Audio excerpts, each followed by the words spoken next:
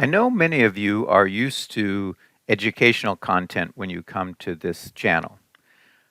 Well, this video that I'm about to present to you actually has almost no educational value. It's not about chemistry or physics or material science. The purpose of this video is to explain the rules of the Woodward Group holiday party.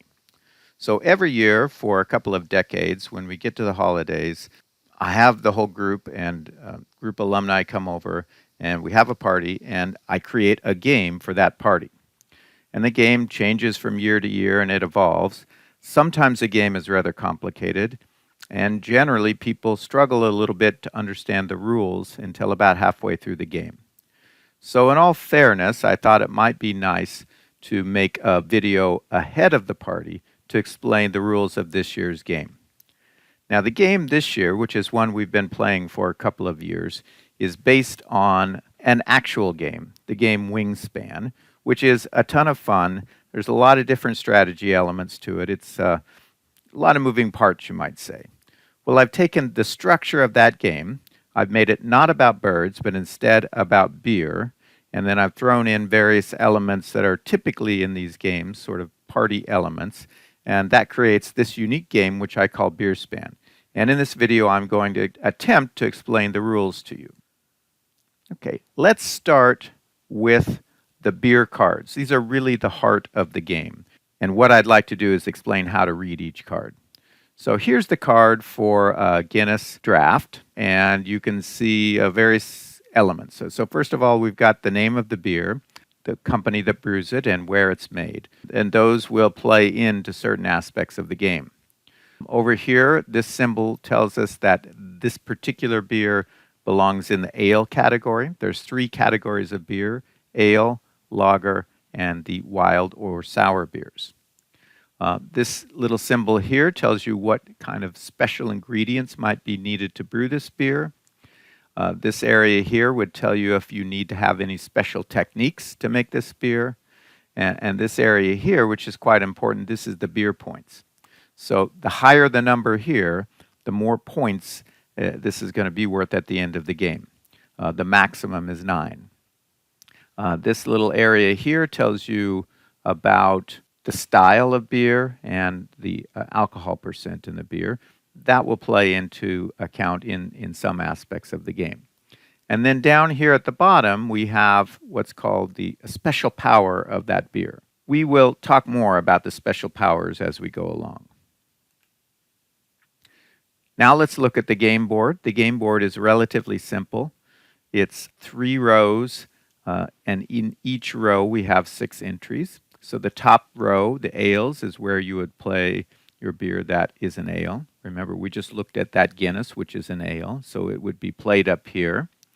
The middle row is for lagers, and the bottom row is for the wild and sour beers or farmhouse beers.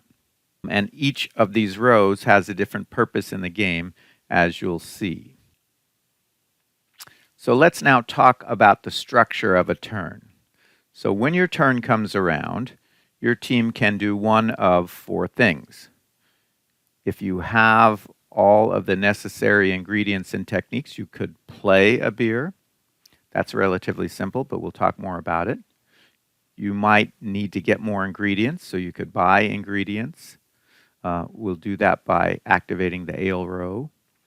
You might need more beer cards, so you can draw more beers. That's not the same thing as playing them. That's drawing them out of the pile so that you have them in your hand so you can play them. Or you might need to learn specific brewing techniques.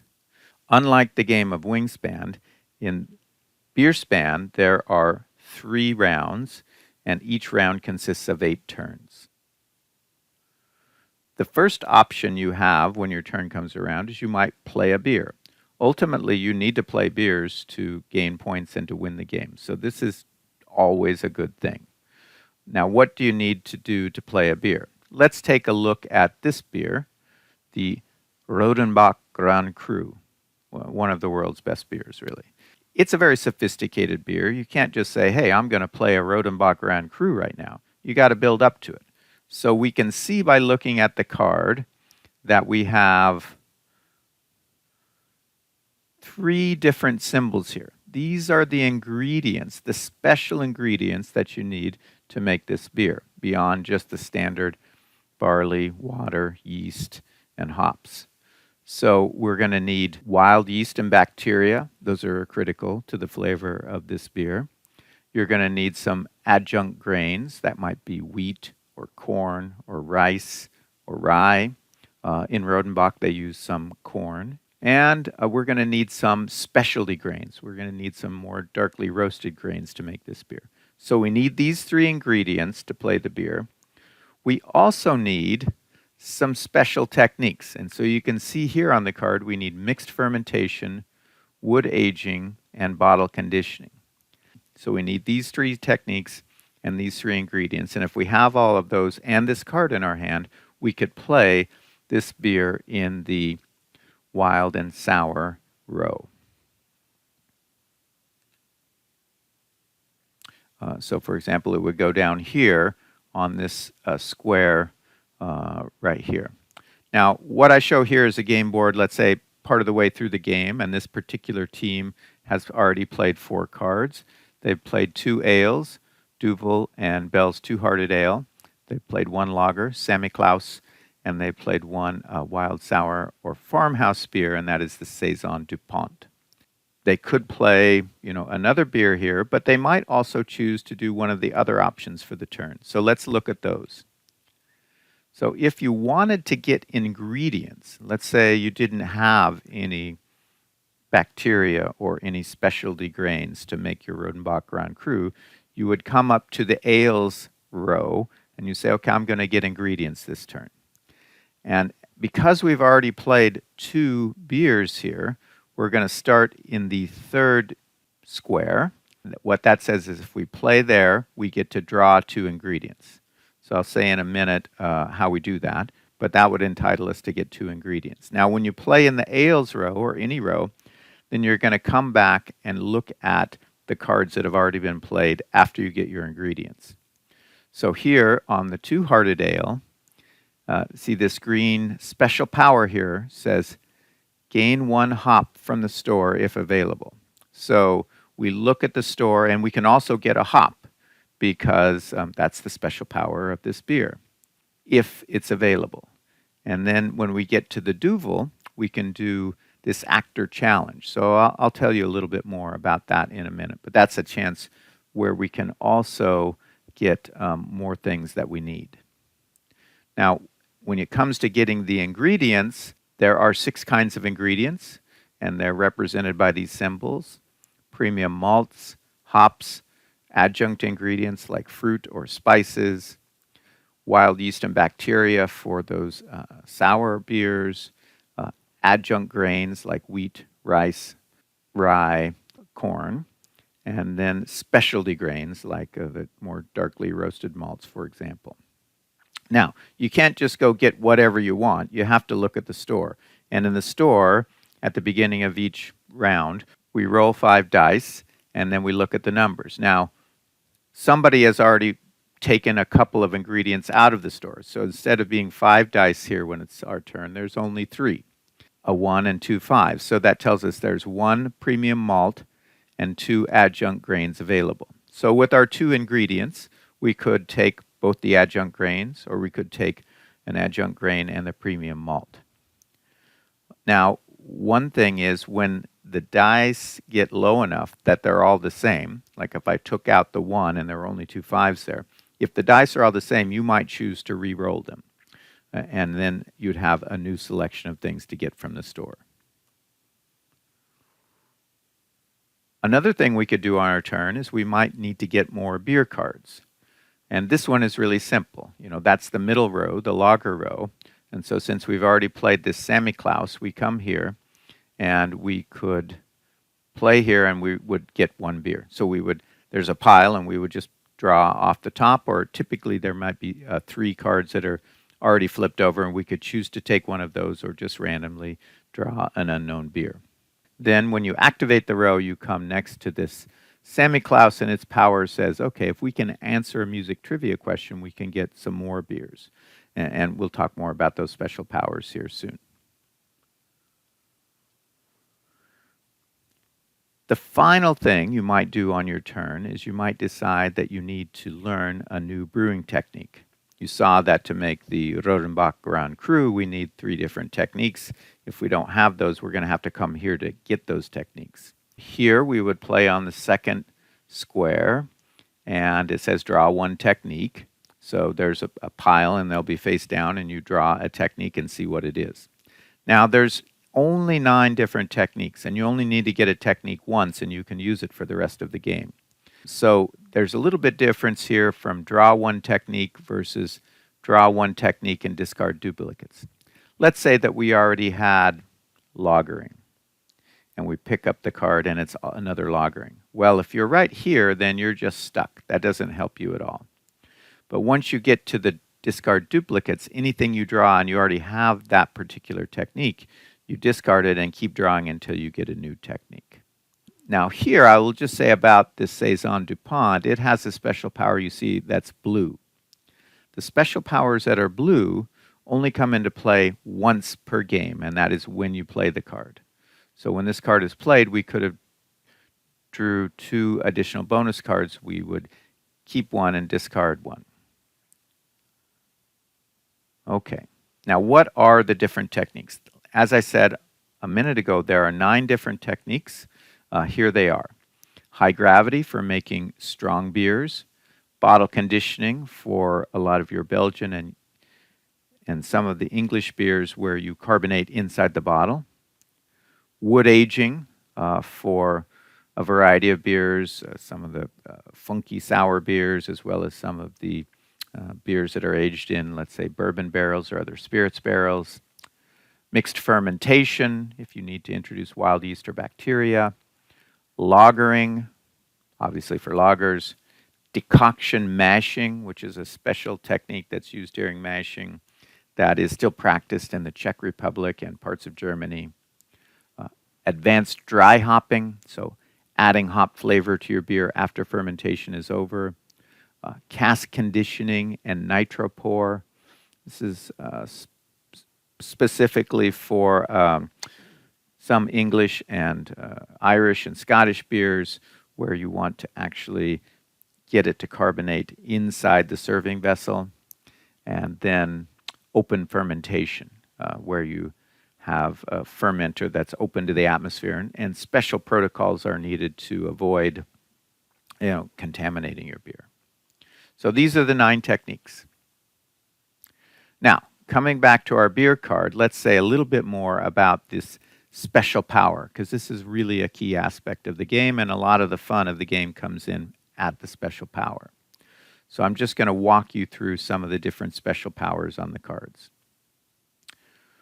So one thing that you'll find are what are called the music challenges.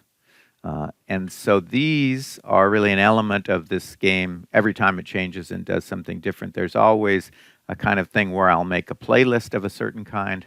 We'll play that playlist, and the people try and identify what is the name of that song and who is the artist that's singing it. In this particular game, there's 2 kinds of playlists. One of them might be by decade, going all the way back to the 60s. And then the other one would be geographical. So English Music Challenge could have different kinds of music from different time periods, but it would all be bands from England. Now, when you do a music challenge, you'll have a time that I'll say when the game goes on, but usually about 90 seconds. And you're going to get 1 point for every song you can name correctly, 1 point for correctly naming the artist who performs the song. If you get either or both of those, you can then go on to the next song. If you get stuck on a song, you can skip it, but each skip is a -1 points. Now, the music challenges in this game, they all are based on getting more ingredients. So for every 5 points you rack up in your music challenge game, you can draw another ingredient from the supply. The supply is important because you can take any kind of ingredient that you want. One critical aspect of it is in a given row, you can only use a music power once per turn. Right? So if you have a bunch of music powers in the ale row, I mean, you have to choose which one you're going to use, because otherwise the game takes too long. Two additional challenges that we will encounter would be the rock song Pictionary. This is just the game Pictionary, but you play it with all of the clues are the titles of rock songs. And for every 3 points you get, you can draw another beer card. You can skip up to 3 cards, but each one counts as a -1. There's also something called the Actor Challenge, right? And the point of the Actor Challenge is you'll flip up randomly the name of an actor. Let's say it's Matthew Broderick, and then your team has a certain amount of time to compile a list of movies that that actor has been in. And for every 6 movies you come up with, you can get 1 technique. And here you can discard duplicates. So this can be a really good way to get more techniques. The final kind of challenge that we have in this game is the Trivia Challenge. And there are 5 different kinds of trivia present in the game. We have trivia that's called beer/art, so that's either beer trivia, obviously, or trivia about visual art, painters and photographers. There's a geography trivia, there is a music trivia, there is a movie trivia category, and there is a college mascot trivia category. And so these, over the years, I've found that the trivia questions can be kind of hard for people. So all of the trivia questions are, let's say, multiple choice or matching list kind of question. Now, everybody knows that the best movie of 2010 was Inception, but that did not win the Oscar for Best Picture in 2010. That award went to The Hurt Locker. So if you get that right, then here you would have gotten to draw 2 beers, and you get to keep the one that you want. At the end of the turn, you have to discard 1 beer. Let's say another kind of trivia question might be this geography question. Here, this is often things like capitals or provinces or cities, things like that. So here, it's a mix and match. Which capital goes with which state, right? So Raleigh, North Carolina, Bismarck, North Dakota, Montpelier, Vermont, and Madison, Wisconsin. Some of the special powers are just for free. In other words, you don't have to complete some skills challenge to get it. And those come in 2 varieties. The ones that are green, every time you activate that power, you get that particular thing. So here, if we had played the La Trappe quadruple, every time we activated it, every time we went down the ale row, we would get 1 specialty grain from the supply. Some of them, like the Musk of the Minotaur from Hoof-Hearted, is one where everybody gets something. Here, every player would get a hop when you activate that power.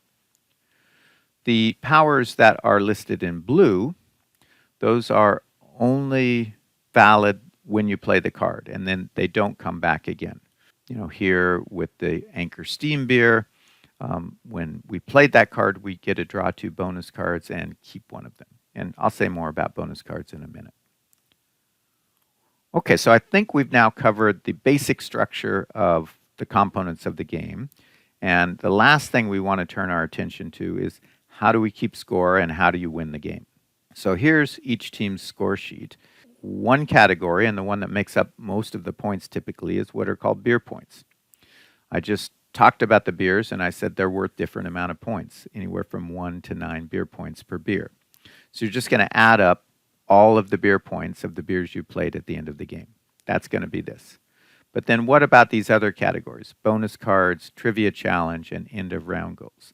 Those are also ways to score points, and I'll just briefly say what those are.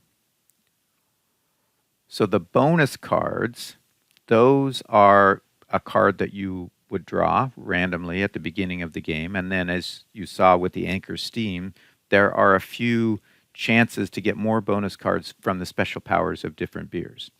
So here are some of the bonus cards. And these are all sort of specific and they apply to different kinds of beers. So in this one, we want to get as many beers as we can that are brewed in different countries. And for every country that's represented, we get another point. Here is one where we want to get beers that require the wood aging technique.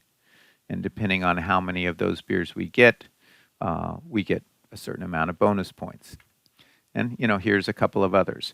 So the idea is you can actually rack up a fair amount of points this way, but depending on what bonus card you get, and everybody's going to have different bonus cards, that would change the strategy of what kind of beers you want to get. We score the bonus cards only at the end of the game. A new thing this year, this wasn't in earlier editions of the game, is what I call the trivia challenge. At the end of each of the 3 rounds, each team is going to get one trivia question from each category: geography, music, mascots, beer, art, and movies. And then basically you're going to see how many of those you can answer correctly. If you answer them all correctly, you'll get 5 points that round. If you answer 2 correctly, you would get 2 points. So this is a way you could boost your score by up to 15 points in the game. And then the last way to accrue points are what are called the end of round goals. These are also based on the attributes of the beer. Specifically, they're based on where the beer was made. So at the very beginning of the game, I'm going to use a 6-sided die to set the end of round goals for round 1, round 2, and round 3. And they're all going to be different. And depending on how the game goes, if it's beers from Belgium in round 1, then we're going to want to play as many beers from Belgium as we can in round 1. If it's beers from the British Isles in round 3, that means all the beers you played at the end of round 3, including the beers played in round 1 and round 2. Okay, so that is basically the rules of the game. I've probably gone on long enough. I wish you good luck at the game. So with that, I will sign off and wish everyone a happy holidays.